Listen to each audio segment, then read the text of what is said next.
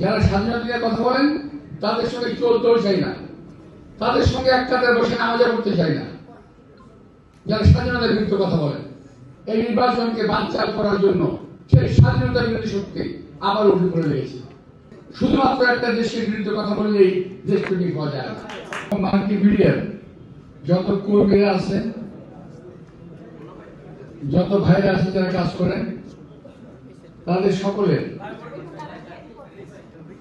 বাড়িতে আপনাদের যারা মা বোনেরা আছেন সকলের কাছে আমার সালাম পৌঁছাবেন এবং ভোটের জন্য আমার জন্য দোয়া প্রার্থনা করবেন দয়া করে। একই সঙ্গে আমি আপনাদের কাছেও আমি আমার সাফল্যের জন্য দোয়া কামনা করবো, যাতে আপনারা আমাকে সাহায্য সহযোগিতা করতে পারেন। একটা কথা শুনেছিলাম,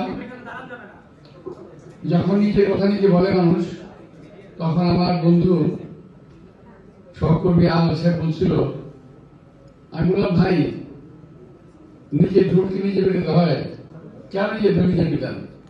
বলে না ভাই, নিজের ঢোল নিজে বেরোতে হবে, এই কারণে অন্যজন যদি পিটায় খালি ফেলতে পারে।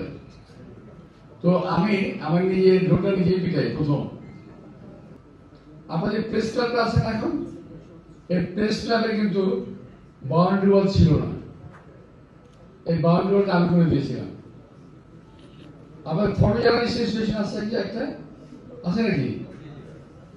ফটো জার্নালিস্ট অ্যাসোসিয়েশনের যে বিল্ডিংটা, সেটা আংশিক আমি লিজ দিয়ে এসেছিলাম।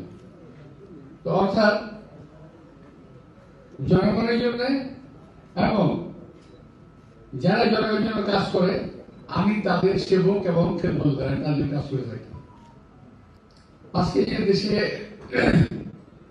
আপনারা আমাদের মাল্টিমিডিয়া রিপ্রেজেন্টেটিভ এখন স্বাধীন না, আপনারা এই স্বাধীনতার জন্য, কথা বলার জন্য, কথা বলার অধিকারের জন্য আমরা দেশ নেত্রী বেগম খালেদা জিয়া সহ বিএনপি এবং বাংলাদেশ জাতীয়তাবাদী দলের সব স্তরের কর্মীরা 17টা বছর রাস্তায় আমরা প্যারেড করেছি, আমরা আন্দোলন করেছি, আমরা মিছিল করেছি, আমরা জেলে গিয়েছি। আজকে অনেকে কথা স্বীকার করতে চান না। ওরা মনে করেন যে একদিনেই, এক মাসেই এই স্বাধীনতা অর্জন হয়ে গেছে। অনেকে 71 সালের স্বাধীনতাকে স্বীকার করতে চান না। আমি বলি, যারা 71-এর স্বাধীনতাকে মানতে চান না কিংবা স্বীকার করতে চান না, তারা রাজাকারের দল ছাড়া কিছুই নয়।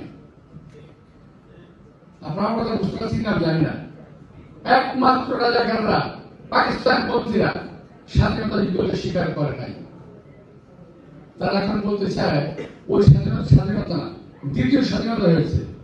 আমি প্রথম প্রটেস্ট করেছি, দ্বিতীয় স্বাধীনতা বলে বাংলাদেশে কিছু নাই। স্বাধীনতা একবারই আসে এবং রক্তক্ষয়ী সংঘর্ষের মাধ্যমে আমরা স্বাধীনতা যুদ্ধ করেছিলাম এবং যুদ্ধ জয়লাভ করেছিলাম। যদিও আমাদের প্রতিবেশী অনেক দেশ মনে করে তারা এই স্বাধীনতা আমাদেরকে দান করেছে। আমরা বলতে চাই, আজকে যে পর্যন্ত তোমরা জানো না, এই স্বাধীনতা অর্জন করতে আমাদের বহু রক্ত, বহু মানের ইজ্জতের বিনিময়ে আমাদের স্বাধীনতা অর্জিত হয়েছে। যেমন আমরা আজকে মাওলানা ভাসানীর কথা স্মরণ করি, আমরা শেরেবাংলার কথা স্মরণ করি, আমরা শহীদ রাষ্ট্রপতি জিয়াউর কথা স্মরণ করি, কারণ ওনারা আমাদের পথের দিশারি ছিলেন। আর আজকের জেনারেশনকে ধ্বংস করার জন্য একদল ছেলে বেরিয়েছে যারা বেয়াদবের জন্ম দিচ্ছে সারা বাংলাদেশে, যারা মিথ্যার ব্যবসায়ী করে, যারা মিথ্যা কথা বলে, মিথ্যা ইতিহাস বলে, মিথ্যা শিখায়। অন্য কথায় তারা বাংলাদেশের ইতিহাসে জানে।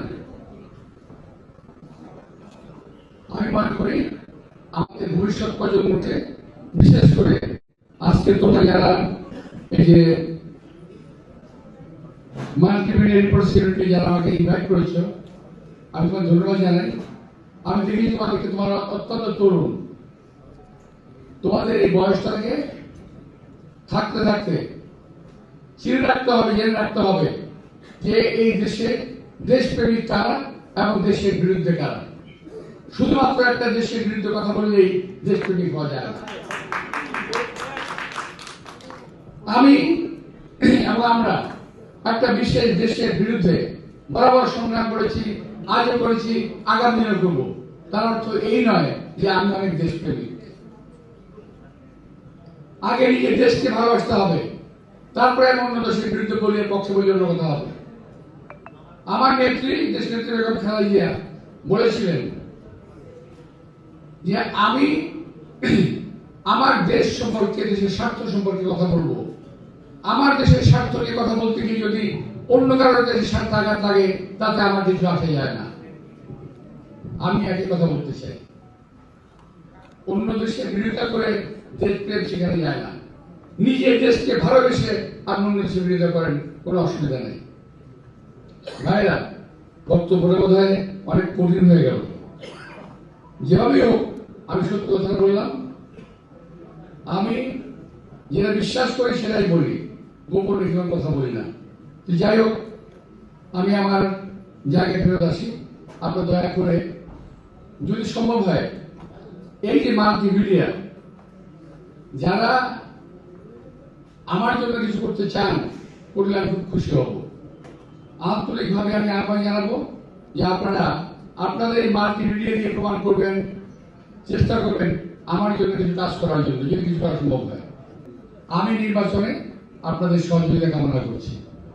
আপনাদের সবাইকে আন্তরিক শুভেচ্ছা ধন্যবাদ জানিয়ে, এবং যদি আপনাদের কোনো কাজে রাখতে পারি, অত্যন্ত খুশি হব। আপনারা আমাকে স্মরণ করবেন।